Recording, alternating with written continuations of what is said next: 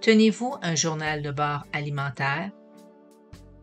Un grand pourcentage de personnes qui m'ont consulté en hypnose souhaitaient perdre du poids et par la suite maintenir leur poids santé pour la vie à l'aide de leur subconscient. Souvent, comme exercice à la maison, je leur suggérais de tenir un journal alimentaire, aussi bien qu'émotif. Le journal personnel peut constituer un outil de grande valeur dans votre quête d'un poids idéal. Comparable au livre de bord d'un navire, il indique la direction de la démarche dans laquelle vous vous êtes engagé et peut servir à établir l'itinéraire du voyage. Des notes quotidiennes, un bilan quotidien et une liste alimentaire sont des outils précieux qui vous permettront de prendre conscience de la qualité et de la quantité des aliments que vous consommez.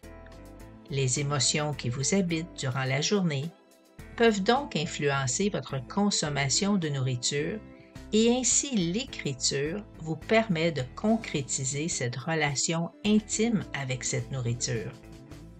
Peut-être trouvez-vous difficile de faire l'effort de mettre vos pensées et émotions sur papier et surtout d'énumérer tout ce que vous avez mangé à chaque repas et même entre les repas. Certains croiront qu'il suffit d'y penser sans écrire. Mais il y a pourtant de nombreuses raisons pour lesquelles coucher sur papier toutes ces données est un acte profitable. Tout d'abord, écrire quelque chose vous pousse à le prendre un peu plus au sérieux. Quand un mot est là, noir sur blanc, vous ne pouvez plus le nier.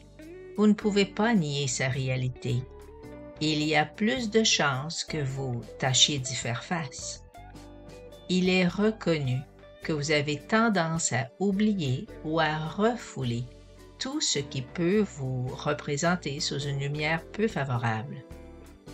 Ainsi, il est possible que vous preniez conscience d'un problème ou d'une faiblesse, mais si vous ne faites pas l'effort de l'écrire en toutes lettres, il est fort probable que vous le laissiez disparaître de votre esprit.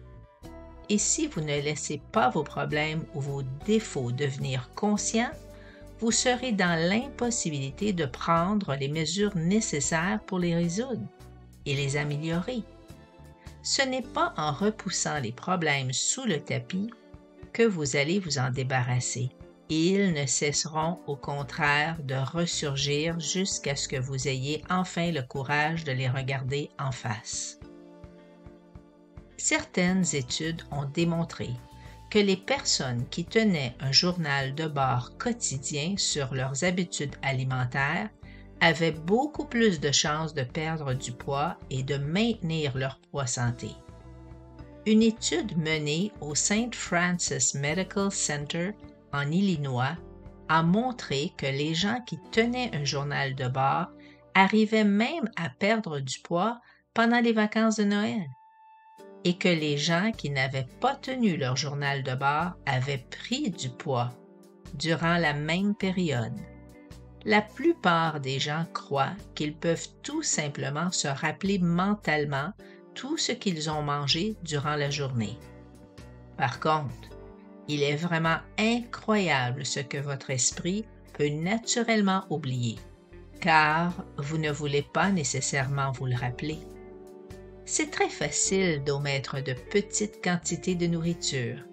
Il y a de nombreux cas où vous pouvez succomber à la tentation, comme manger des restes de table, lorsque vous les rangez dans le frigo, ou bien de prendre une deuxième assiette de nourriture, ou encore goûter à des petits échantillons qu'on vous offre au supermarché.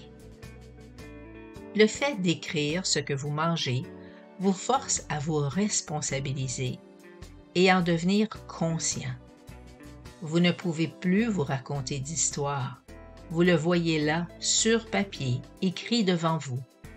Il y a donc une multitude de bénéfices à prendre note et à écrire tout ce que vous mangez. Ça vous permet d'accroître votre motivation Et par exemple, quand vous avez bien mangé de façon saine et positive, il est alors facile de vous féliciter. Cela vous permet d'accroître votre confiance, car plus vous portez votre attention sur vos améliorations, plus vous en réaliserez. Maintenant, voyons ce qui a trait aux émotions.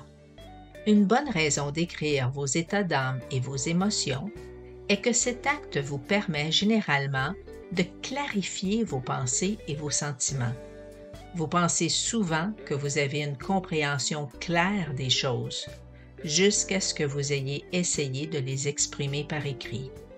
À ce moment, il est pénible de reconnaître que ce que vous pensiez comprendre n'était en réalité pas clair du tout, et que certaines de vos idées ou aspirations sont parfaitement incompatibles avec d'autres auxquelles vous croyez avec tout autant de force. Une autre chose peut se produire quand vous vous mettez à écrire, la découverte à l'intérieur de vous d'une quantité de bonnes idées et d'aperçus dont vous n'aviez pas conscience car ils se trouvaient juste au-dessus du niveau de la conscience, attendant d'avoir la chance de s'exprimer. L'acte d'écrire peut déclencher le processus créatif et faire surgir la sagesse intérieure dissimulée en chacun de vous. Ce phénomène semble se produire en partie grâce à l'apparition d'associations mentales qui surgissent dans le conscient et qui autrefois étaient enfouies dans l'inconscient. L'expression écrite de vos pensées ainsi que de vos habitudes alimentaires serviront de témoignage permanent et de longue durée. Ceci vous permet de voir se dessiner avec le temps certains cycles, certains patterns et types de comportements qui autrement passeraient inaperçus, en révélant également certains changements qui autrement paraissaient inaperçus, en révélant également certains changements positifs et une amélioration dans votre comportement. Cela vous motivera et vous encouragera. En effet, les changements qui se produisent en vous se font parfois lentement. Ils peuvent vous paraître imperceptibles et vous pouvez en arriver à croire que vous ne faites pas de progrès du tout. Le fait de relire ce que vous avez écrit dans votre journal de bord il y a quelques semaines ou quelques mois peut vous rassurer et vous donner la preuve encourageante que vous avez changé plus que vous ne l'auriez cru et voir que vos habitudes alimentaires se sont grandement améliorées. Par exemple, vous verrez que vous mangez maintenant beaucoup plus de légumes, que vous avez graduellement réussi à éliminer certaines sucreries, que vous bougez davantage. Bref, la tenue d'un journal personnel en tant que technique de développement de soi et de support à la perte de poids produit encore d'autres effets bénéfiques. L'écriture est aussi une façon de se décharger sans danger des émotions fortes et éprouvantes que vous tentez d'étouffer ou d'avaler avec de la nourriture. Cela constitue une soupape de sûreté qui relâche la pression et décharge la tension. Ainsi, vous aurez beaucoup moins de chances de vous précipiter vers le frigo pour apaiser l'inconfort interne et les émotions que vous pouvez ressentir. On peut aussi considérer l'écriture comme un exercice qui développe vos facultés de concentration, d'attention et de contrôle de la volonté. Finalement, cette technique de journal de bord vous rend capable d'assumer de plus en plus la responsabilité de votre processus de perte de poids. Bien que trop souvent vous viviez à toute vitesse, à un rythme hallucinant, en plus du bombardement d'informations que vous impose la vie moderne. Tout cela rend d'autant plus important le fait de trouver le temps de digérer vos expériences et d'en prendre conscience. Ce temps que vous prenez pour écrire dans votre journal, c'est du temps que vous vous consacrez. C'est du temps pour vous donner un peu d'amour et d'attention. Cette façon d'observer régulièrement vos expériences permettra alors d'arrêter de répéter aveuglément certaines habitudes non bénéfiques et d'en finir avec le surplus de poids.